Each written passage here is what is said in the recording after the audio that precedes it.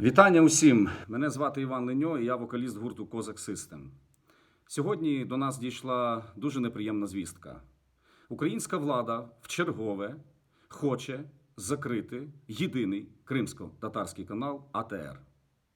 Власне, мова йде про зупиняння фінансування, а значить закриття каналу.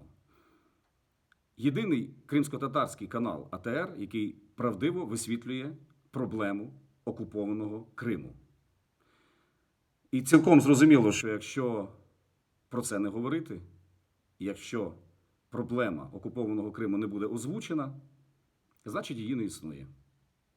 А Крим продовжує бути окупованим. В Криму продовжує жити багато українців, багато кримських татар, і вони чекають, коли нарешті Україна поверне Крим в своє лоно.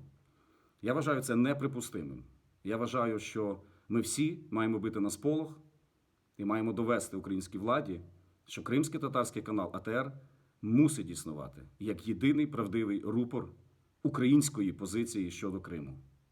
Прошу підтримати нас. Дякую.